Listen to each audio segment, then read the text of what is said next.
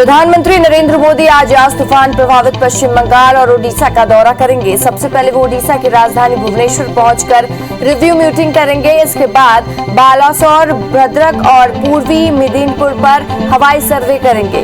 इस जिलों में ही तूफान के सबसे ज्यादा तबाही मचाई है और इसके बाद वे बंगाल में भी रिव्यू मीटिंग लेंगे। वित्त मंत्री निर्मला सीतारमण की अध्यक्षता में आज जीएसटी परिषद की बैठक होगी। इस बैठक में कई अहम फैसले पर मुहर लग सकती है। माना जा रहा है कि कोरोना से जुड़ी सामग्री जैसे दवाइयों, टीका और चिकित्सा उपकरणों पर टैक्स कम करने की विचार किया जा सकता है। इसके अलावा बैठक में राज्यों को राजस्व की हाई नुकसान को देखते हुए इसकी भरपाई को लेकर भी चर्चा संभव है। वित्त मंत्री निर्मला सीतारमण की अगुवाई वाली जीएसटी परिषद की बैठक करीब 8 महीने बाद हो रही है। बैठक से पहले गैर बीजेपी शासित राज्य में कोरोना से जुड़े आश्वासक सामानों पर टैक्स खत्म करने के लिए संयुक्त रणनीति तैयार की है। जीएसटी परिषद में सभी राज्यों और संघ शासित प्रदेशों पर प्रतिनिधि शामिल होंगे और टैक्स की दरों पर बातचीत करेंगे। उसके अलावा इस बैठक में राज्यों को करीब 2.69 लाख करोड़ रुपए की राशि देने पर चर्चा हो सकती है। सूत्रों से मिली जानकारी के मुताबिक जीएसटी दरों पर फिटमेंट समिति की जीएसटी परिषद को ही रिपोर्ट दी जाएगी। उत्तर प्रदेश में विधानसभा चुनाव के पहले योगी सरकार के दूसरे मंत्रिमंडल विस्तार की तैयारियां शुरू कर दी हैं। मुख्यमंत्री योगी आदित्यनाथ ने राजभवन में राज्यपाल से मुलाकात की है। माना जा रहा है कि 28 या 29 मई को योगी सरकार के दूसरे मंत्रिमंडल विस्तार का शपथ ग्रहण समारोह हो सकता है। सूत्रों के मुताबिक पूर्व आईएएस AK शर्मा का डिप्टी सीएम बनना तय है। भगोड़े हीरा कारोबारी मेहुल चौकसी को डोमिनियन सरकार ने वापस एंटीगुआ बारबुडा सरकार को सौंपेगी और डोमिनिका सरकार ने इसकी जानकारी दी है कि ये फैसला एंटीगुआ बारबुडा के प्रधानमंत्री गैस्टन ब्राउन ने लिया है और इस बात की जानकारी मिली है कि दुर्भाग्यपूर्ण फैसला लिया गया है कि डोमिनिका सरकार को बताया गया कि चौकसी अवैध तरीके से डोमिनिका में आया था। 12वीं बोर्ड एग्जाम रद्द करने को लेकर दायर याचिका पर सुप्रीम कोर्ट ने आज सुनवाई होने वाली है और बता दें कि कोरोना के मामले में बढ़ोतरी के मद्देनजर 12वीं के एग्जाम को रद्द करने की मांग की गई थी। वकील ममता शर्मा की ओर से ये याचिका दाखिल की गई है। इस याचिका पर सीबीआई और ICAI ने पक्षकार बनाया गया है। केंद्रीय स्वास्थ्य मंत्री हर्षवर्धन ने बताया कि भारत ने कोविड-19 के बीच अपनी जरूरतों के बावजूद 123 साझेदार देशों में दवाओं की आपूर्ति सुनिश्चित कराई है। उन्होंने कहा कि भारत संक्रमण से निपटने के लिए चिकित्सा विज्ञान और टीके विकसित करने की वैश्विक प्रयासों के साथ ही सक्रिय है और वह नाम देशों पर स्वास्थ्य मंत्रियों के साथ एक ऑनलाइन चर्चा के दौरान बोल रहे थे। मंत्रालय ने कहा है कि भारत में लोकतंत्र और बोलने की आजादी सदियों से रही है। यहाँ इसकी रक्षा करने की जिम्मेदारी सिर्फ ट्विटर जैसी ही एक संस्थाओं को नहीं है। बोलने की आजादी को लेकर ट्विटर पर पारदर्शी नीतियां नहीं है। कई लोगों के अकाउंट सस्पेंड कर दिए जाते हैं तो कई पोस्ट डिलीट कर दी जाती है। सोशल मीडिया को लेकर बनाई गई नई गाइडलाइंस पर ट्विटर ने रवैया से खफा IT मंत्रालय से साफ कहा है कि वे दुनिया में सबसे बड़े लोकतंत्र को ना सिखाएं कि हमें क्या करना है। ट्विटर मुद्दा भटकाने के बजाय नियमों का पालन करे। IT मंत्रालय ने कहा कि ट्विटर का जवाब दुनिया में सबसे बड़े लोकतांत्रिक देश पर जबरन अपनी शर्तें थोपने जैसा है। मुख्यमंत्री शिवराज सिंह चौहान आज रायसेन जिले के दौरे पर रहेंगे और कोरोना संक्रमण को लेकर अफसरों के साथ बैठक करेंगे। इस दौरान संक्रमण की रोकथाम और बचाव पर चर्चा होगी। साथ ही अधिकारियों को आश्वासन देंगे। कोरोना वैक्सीन को लेकर बीजेपी प्रदेश अध्यक्ष विष्णुदेव साय ने प्रेस कॉन्फ्रेंस की है। प्रेस कॉन्फ्रेंस में उन्होंने कांग्रेस पर वैक्सीन को लेकर भ्रम फैलाने का आरोप लगाया। उन्होंने कहा कि हम कांग्रेस के झूठ को उजागर करेंगे। बीजेपी कोरोना से मौत का डाटाबेस तैयार करेगी। इंदौर में कोरोना की गिरती दर को देखते हुए 1 जून से लॉकडाउन में रियायत देने की तैयारी की जा रही है, लेकिन शहर को अनलॉक किस तरह से किया जाए इसे लेकर लगातार बैठकों का दौर जारी है। गुरुवार को भी बीजेपी के राष्ट्रीय महासचिव कैलाश विजयवर्गीय ने विधायकों और पदाधिकारियों की बैठक ली। वैक्सीन को लेकर ग्रामीण और स्वास्थ्य कर्मियों के बीच हुए विवाद के बाद उज्जैन सांसद अनिल ने माली खेड़ी गांव पर दौरा किया है और जहां सांसद ने फारदी समाज के लोगों से चर्चा की और वैक्सीनेशन के फायदे बताए हैं। इसके बाद सांसद की मौजूदगी में वरिष्ठों का टीकाकरण करवाया गया। छत्तीसगढ़ में कोरोना के टीकों की बर्बादी के आंकड़ों को लेकर राज्य और केंद्र के बीच में विवाद जारी है। अब छत्तीसगढ़ राज्य के टीकाकरण अधिकारी ने कहा है कि 30% डोज की बर्बादी का सवाल ही नहीं उठता। उन्होंने दावा किया कि प्रदेश में कोरोना वैक्सीन की बर्बादी का आंकड़ा 1% से भी कम है। सांसद महेंद्र सिंह सोलंकी शाजापुर के जिला अस्पताल पहुंचे, जहां उन्होंने कोरोना की तीसरी लहर से लड़ने के लिए व्यवस्थाएं की जायजा लिया और साथ ही इस दौरान सांसद ने कहा कि बच्चों पर संभावित संक्रमण को देखते हुए आईसीयू वार्ड और ऑक्सीजन बेड बनाए जाने के जरूरी दिशा निर्देश दिए। दुनिया भर में कोरोना के मामले 16 करोड़ 96 लाख को पार कर गए हैं। वहीं अब तक 35 लाख 24 हजार मरीजों की मौत हो चुकी है। दुनिया भर में 15 करोड़ 13 लाख मरीज कोरोना को हराकर स्वस्थ हो चुके हैं। एक्टिव मरीजों का आंकड़ा 1 करोड़ 47 लाख के पार पहुंच चुका है और संक्रमण के मामले में भारत दुनिया में अमेरिका के बाद दूसरे स्थान पर बना हुआ है। देश में एक दिन में कोरोना के 1,79,000 मरीज मिले हैं, जिससे कुल आंकड़ा 2 करोड़ 75 लाख के पार हो गया है। वहीं 3,556 नई मौत से कुल आंकड़ा 3,18,000 मरीजों की मौत हो चुकी है। संक्रमण के मामले में भारत दुनिया में दूसरे नंबर पर पहुंच गया। पिछले 24 घंटे में 2,64,000 मरीज ठीक हुए हैं। वित्त मंत्री निर्मला सीतारमण की अध्यक्षता में आज जीएसटी परिषद की बैठक होगी। इस बैठक में कई अहम फैसले लिए जा सकते हैं। माना जा रहा है कि कोरोना से जुड़ी सामग्री जैसे दवाइयां, टीका और चिकित्सा उपकरणों के टैक्स को कम किया जा सकता है। इसके अलावा बैठक में राज्यों को राजस्व की हुई नुकसान और इसकी भरपाई को लेकर भी चर्चा संभव है। वित्त मंत्री निर्मला सीतारमण की अगुवाई वाले जीएसटी परिषद की बैठक में करीब 8 महीने बाद हो रही है और बैठक के पहले गैर बीजेपी शासित राज्य में कोरोना से जुड़े आश्वासक सामान पर टैक्स खत्म करने के लिए संयुक्त रणनीति तैयार की है। जीएसटी परिषद में सभी राज्यों और संघ शासित प्रदेशों में प्रतिनिधि शामिल होंगे। टैक्स की दरों पर बातचीत के अलावा इस बैठक में राज्यों को करीब 2.69 लाख करोड़ रुपए राशि देने पर चर्चा हो सकती है। सूत्रों से मिली जानकारी के मुताबिक जीएसटी दरों में फिटमेंट समिति की जीएसटी परिषद को एक रिपोर्ट देगी। प्रधानमंत्री नरेंद्र मोदी आज यास तूफान प्रभावित पश्चिम बंगाल और ओडिशा का दौरा करेंगे। सबसे पहले वो ओडिशा के राजधानी भुवनेश्वर पहुंचकर रिव्यू मीटिंग करेंगे। इसके बाद बालासोर, भद्रक और पूर्वी मेदिनीपुर पे हवाई सर्वे करेंगे। इन जिलों में ही तूफान की सबसे ज्यादा तबाही हुई है और इसके बाद वे बंगाल में भी रिव्यू मीटिंग करेंगे। उत्तर प्रदेश में विधानसभा चुनाव के पहले योगी सरकार के दूसरे मंत्रिमंडल विस्तार की तैयारियां शुरू हो गई हैं। मुख्यमंत्री योगी आदित्यनाथ ने राजभवन में राज्यपाल से मुलाकात की है। माना जा रहा है कि 28 या फिर 29 मई को योगी सरकार के दूसरे मंत्रिमंडल विस्तार का शपथ ग्रहण समारोह हो सकता है। सूत्रों के मुताबिक पूर्व आईएएस AK शर्मा का डिप्टी सीएम बनना तय है। पूर्वी कैरिबियाई सुप्रीम कोर्ट ने मेहुल चोकसी को डोमिनिका के प्रत्यर्पण पर रोक लगा दी है। इस मामले में कोर्ट आज फिर से सुनवाई करेगी। डोमिनिका में चोकसी के वकील वेन मार्श के आरोप लगाते हुए कहा है कि उन्हें उनके मुकब्बिल और उनके नहीं दिया गया, तो 27 मई को ही उन्हें चोकसी से बात करने की इजाजत दी गई थी और वकील ने बताया कि मेहुल को बुरी तरह से पीटा गया है। 12वीं बोर्ड एग्जाम रद्द करने को लेकर दायर याचिका पर सुप्रीम कोर्ट में आज सुनवाई होगी। बता दें कि कोरोना के बढ़ते मामले पर बढ़ोतरी के मद्देनजर 12वीं के एग्जाम रद्द करने की मांग की गई है। वकील ममता शर्मा की ओर से ये याचिका दाखिल की गई है। इस याचिका में सीबीआई और आईसीएसआई को पक्षकार बनाया गया है। केंद्रीय स्वास्थ्य मंत्री हर्षवर्धन ने बताया कि भारत ने कोविड-19 के बीच अपनी जरूरतों के बावजूद 123 साझेदार देशों को दवाओं की आपूर्ति सुनिश्चित की है और साथ ही उन्होंने कहा है कि भारत संक्रमण से निपटने के लिए चिकित्सा विज्ञान और टीके विकसित करने की वैश्विक प्रयासों में सक्रिय रहा है और वे नाम देशों के साथ ही स्वास्थ्य मंत्रियों के साथ एक ऑनलाइन चर्चा के दौरान ये सब बोल रहे थे। टूल किट मामले में जांच कर रही दिल्ली पुलिस ने ट्विटर के बयान को पूरी तरह से झूठा बताया है। पुलिस ने कहा है कि इससे कानूनी जांच में रुकावट डालने की कोशिश की जा रही है। दरअसल ट्विटर ने भारत में अपने कर्मचारियों की सुरक्षा और बोलने की आजादी को लेकर चिंता जताते हुए पुलिस पर डरने और धमकाने का आरोप लगाया है।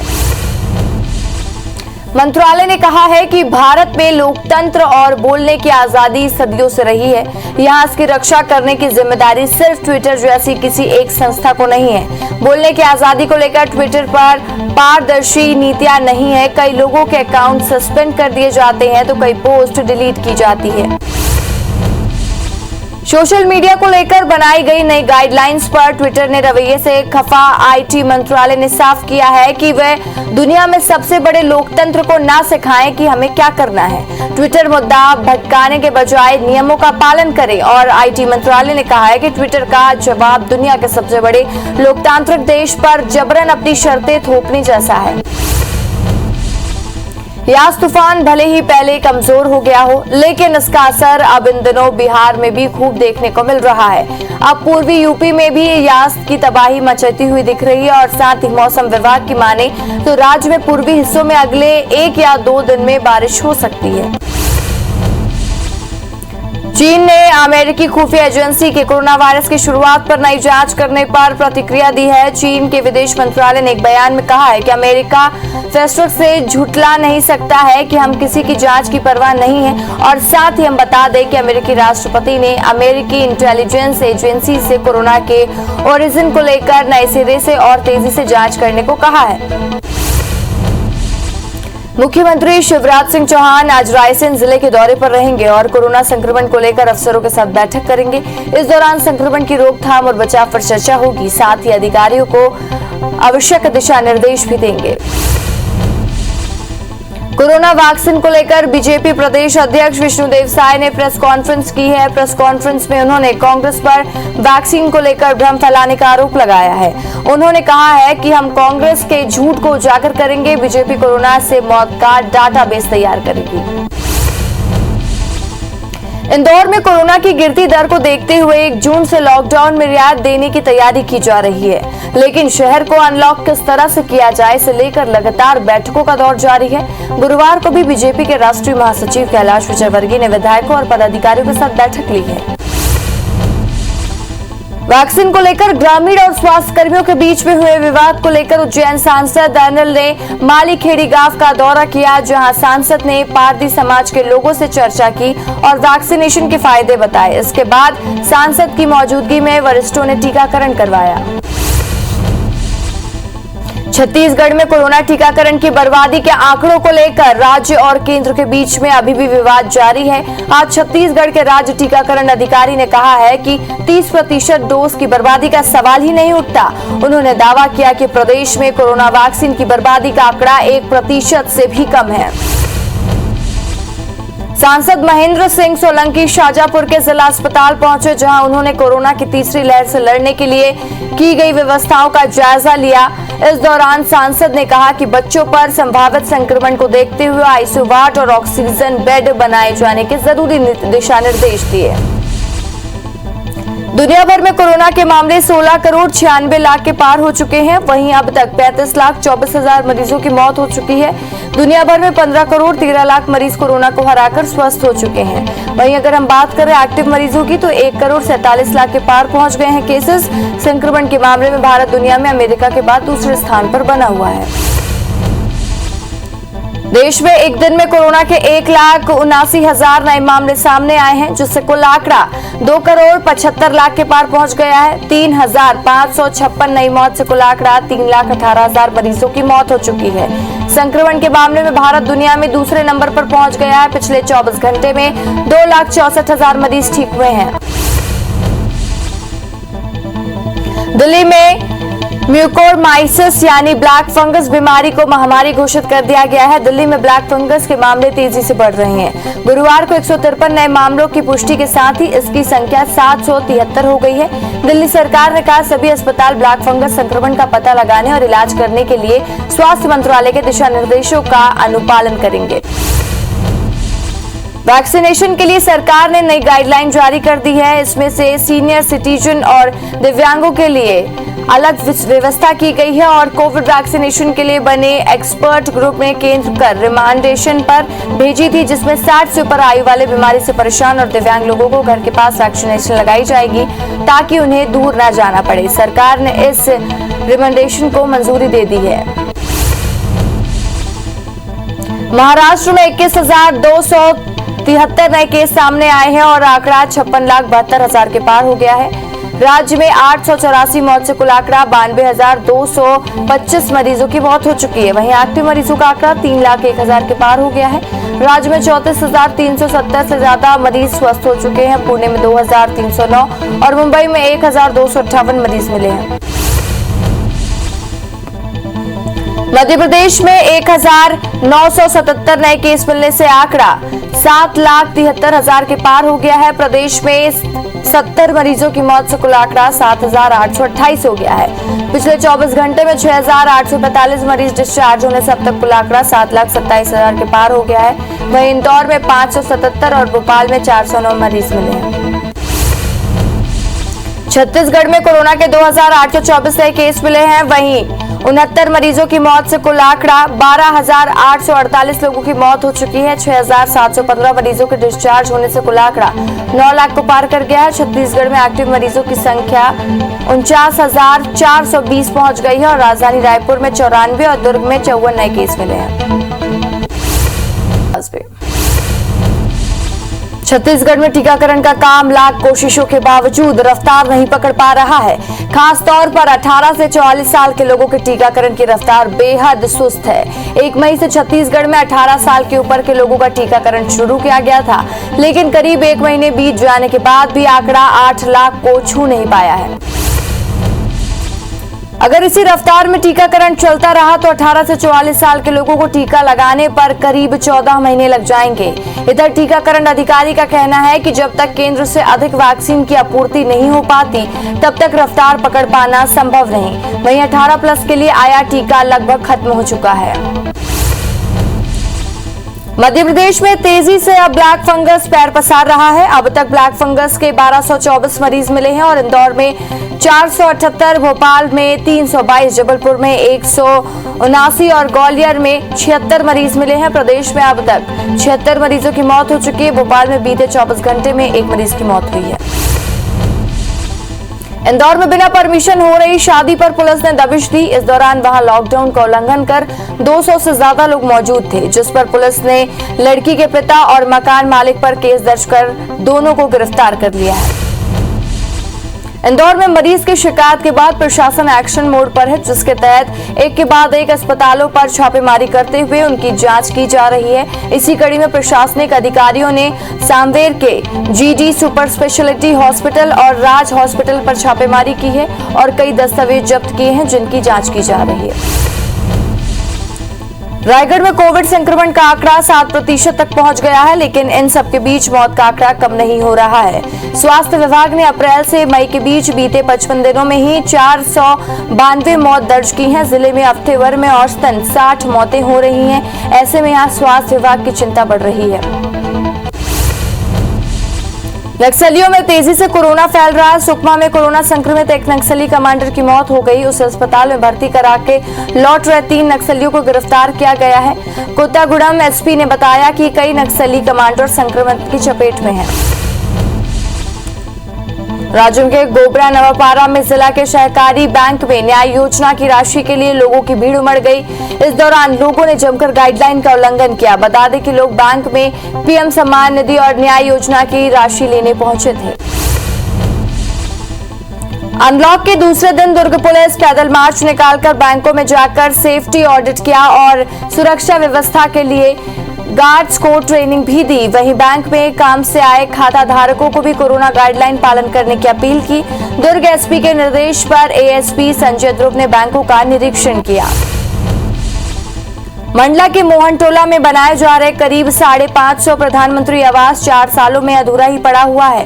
करीब भुगतान और कभी भुगतान की समस्या तो कभी मजदूरों की समस्या बताकर योजना को टाल दिया जा रहा है। योजना में लेट लतीफी से जरूरतमंद लोगों को आवास का लाभ नहीं मिल पा रहा, जिससे लिए हितग्राही परेशान है। सरगुजा में होकर रायगढ़ और बिलासपुर तक जाने वाली नेशनल हाईवे की हालत बारिश के चलते बदहाल हो गई है। दरअसल इन सड़कों का निर्माण दिसंबर 2020 तक पूरा हो जाना था, मगर तय समय सीमा खत्म होने के बाद भी सड़क नहीं बन सकी। वहीं प्रशासन के अल्टीमेटम देकर काम को तेजी से करने के निर्देश दिए हैं।